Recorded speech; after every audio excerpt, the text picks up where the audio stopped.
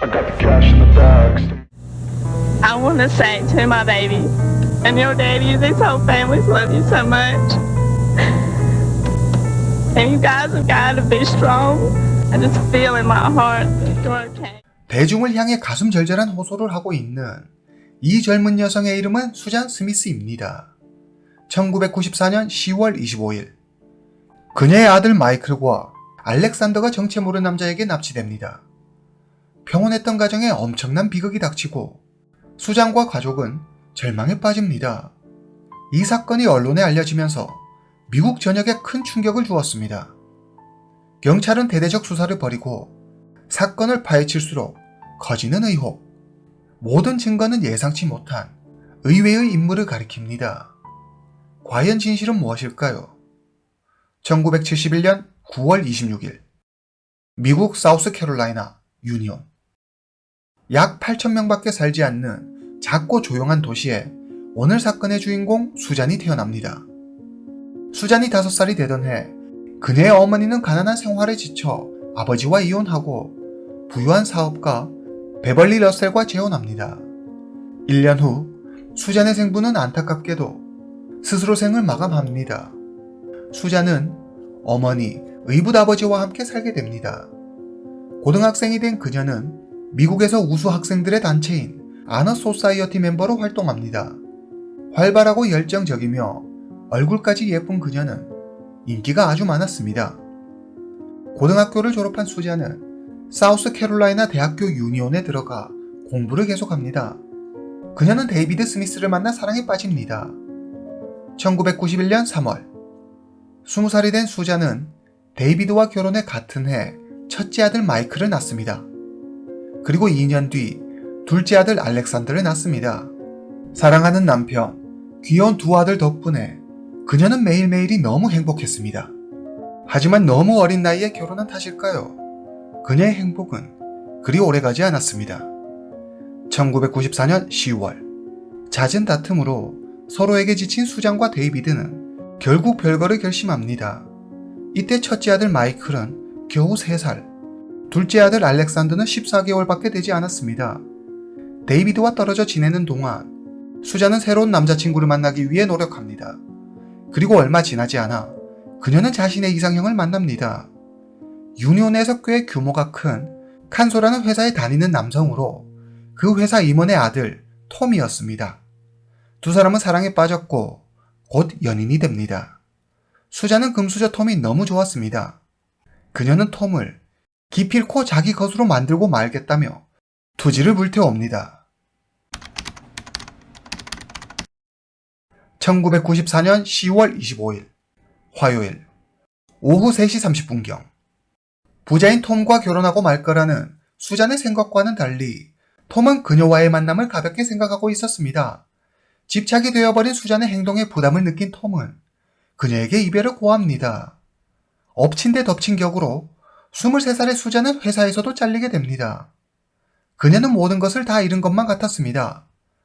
수잔은 데이케어에서 마이클과 알렉산드를 데려오는 길에 바를 하고 있는 친구 집에 들러 이런저런 이야기를 하며 공허한 마음을 달랩니다. 이렇게 끝낼 수는 없어. 수잔은 두 아들을 데리고 톰을 만나기 위해 그의 회사로 갑니다. 하지만 그는 그녀를 만나주지 않습니다. 오후 6시 수잔은 두 아들과 함께 집에서 저녁을 먹습니다. 잠시 후 그녀는 낮에 만났던 친구에게 전화해 톰이 바에 왔는지 또 자기에 대해 묻지 않았는지 확인합니다. 응, 방금 전 톰이 왔었어. 근데 네 얘기는 하지 않더라고. 수잔은 크게 상심합니다. 1시간 30분 후 수잔은 기분 전환을 위해 빨간색 마츠다 차에 두 아들을 태우고 드라이브를 갑니다. 그렇지만 우울한 마음을 떨쳐버릴 수가 없었습니다. 월마트에 들러 몇 가지 물건을 산 뒤 수잔은 친구 집으로 향합니다. 이날따라 유독 도로가 한산했습니다. 수잔은 교차로에 차를 세우고 초록 신호를 기다리고 있습니다. 그런데 그 순간 흑인 남성이 차 안으로 뛰어들어옵니다. 그는 총기를 들고 수잔을 위협합니다. 아무 일도 없는 듯 계속 차를 몰아. 겁에 질린 수잔은 그의 말을 듣지 않으면 큰일이 나겠다고 생각해 부들부들 떨며 운전대를 잡습니다. 흑인 남성의 요구대로 9번 도로를 따라 동쪽으로 꽤 오래 달립니다. 뒤에 타고 있던 마이클과 알렉산더는 울음을 터뜨립니다. 하지만 수잔은 남성이 두려워 어떤 반항도 하지 않습니다. 10분 뒤 그들은 존 디롱 호수 주변에 도착합니다. 흑인 남성은 거친 목소리로 말합니다. 세워! 그리고는 수잔을 차 밖으로 밀어버립니다. 수잔은 울부짖으며 아이들을 놓아달라고 사정하지만 그 남성은 그대로 차를 몰고 사라져버립니다. 수잔은 근처 집으로 달려가 경찰을 불러달라며 도움을 요청합니다. 몇 분 후 하워드 웰스 경관이 도착합니다. 어떤 흑인 남자가 운전 중인 저를 공격하더니 애들을 데리고 가버렸어요. 수잔의 말을 들은 하워드는 심각한 상황이라고 판단해 즉시 본부에 지원을 요청합니다. 아이들이 납치됐다는 소식을 들은 수잔의 전 남편 데이비드가 도착합니다. 그리고 시리에 빠진 수잔을 위로하죠. 잠시 후 지원병력이 도착하고 경찰은 지원자들과 함께 긴급 구조대를 편성해 수색 작업에 나섭니다. 구조팀은 수잔이 차량을 탈취당한 곳을 기점으로 그 주변을 샅샅이 수색합니다. 차량이 접근할 수 없는 곳은 말을 타고 들어가고 호수에는 잠수부를 투입해 수중 수색에 돌입합니다. 이 사건은 언론을 통해 널리 알려집니다. 한 매체와의 인터뷰에서 수잔은 눈물을 흘리며 말합니다. 아이들을 너무 사랑해요. 제발 아이들을 돌려주세요. 첫째 아들 마이클은 3살, 둘째 아들 알렉산더는 14개월로 엄마의 손길이 가장 필요한 때입니다. 자식을 잃은 엄마의 눈물은 연일 언론에 대서특필됐고 미국인들은 함께 안타까워하며 분노했습니다. 하지만 일부 사람들은 수잔의 말을 고지고대로 믿기 힘들다며 그녀가 범인일 수도 있다고 의심의 눈길을 보냅니다. 왜 이런 이야기가 나오는 걸까요? 근거 있는 의심일까요? 아니면 악의적인 비난일까요? 사실 경찰은 사건을 접수한 처음부터 수잔을 용의선상에 올려놓고 수사를 시작했습니다. 경찰이 몽타주를 제작할 당시 처음에는 수잔은 용의자에 대해 굉장히 디테일하게 설명했습니다. 그런데 이후 그녀의 진술은 매번 달라졌고 시간이 지날수록 기억이 나지 않는다고 말했습니다. 일반적으로 피해자는 처음에는 용의자의 모습을 잘 기억하지 못하다가도 시간이 흐르면서 그 모습을 조금씩 기억해냅니다. 하지만 수잔의 경우는 그 반대였습니다. 이 사진은 수잔의 진술에 따라 완성한 몽타주입니다. 몽타주 전문가는 말합니다. 밖에 나가면 누구나 길거리에서 쉽게 볼 수 있는 흔한 모습이에요. 전문가는 수잔의 말과 행동이 의심스럽다며 경찰에 말합니다. 수잔의 수상한 행동은 이후 이어진 수사에서도 드러납니다. 경찰은 사건 당일 수잔이 만나기로 했다는 친구의 집을 찾아갑니다. 그런데 그 친구는 사건 당일 집이 아닌 다른 곳에 있었습니다. 멀리 있는 친구의 집을 방문하면서 미리 전화 한 통 하지 않다니 뭔가 석연치 않습니다. 또 경찰은 월마트 직원들에게 수잔에 대해 묻지만 그날 그녀를 본 사람은 아무도 없었습니다. 경찰은 수잔과 그녀의 전 남편 데이비드를 상대로 거짓말 탐지기 테스트를 벌입니다. 데이비드는 순조롭게 모두 통과하지만 수잔은 확실한 결과를 얻지 못합니다. 이후 몇 차례 더 테스트해보지만 수잔은 한 번도 통과하지 못합니다.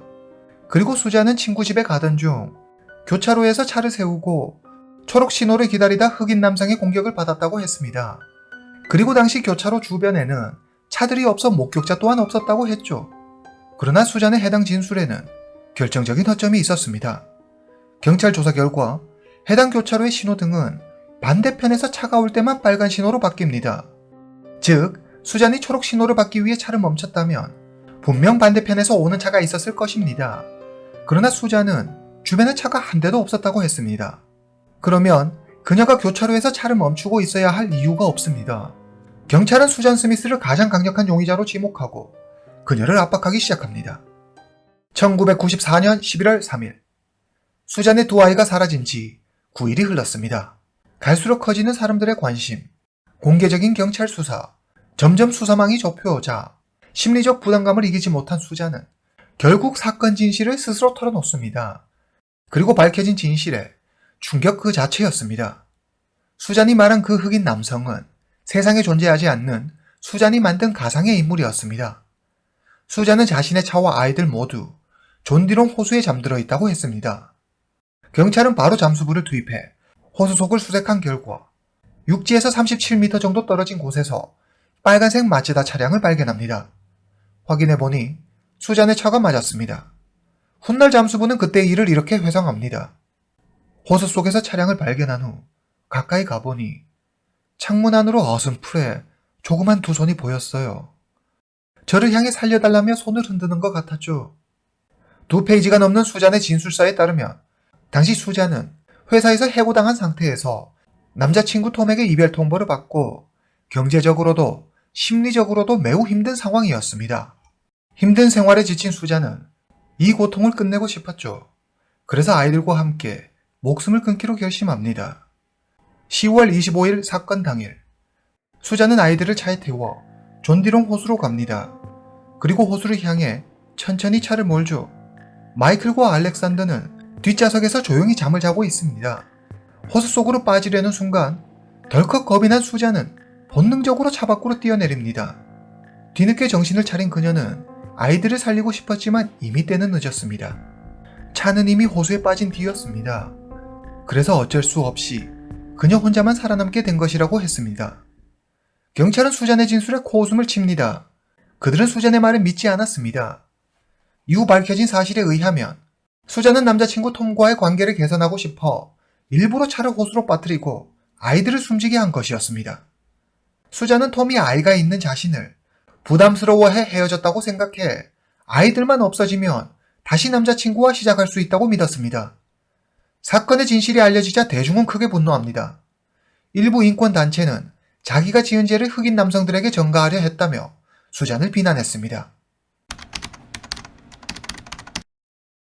수잔에 대한 재판이 열립니다. 검찰은 톰을 증인으로 채택해 톰과의 만남을 지속하기 위해 어린 아들들을 호수에 빠뜨렸다고 주장합니다. 검찰은 동시에 당시 상황을 재현한 영상을 제출하며 판사에게 법정에서 함께 볼 수 있게 해달라고 요청합니다.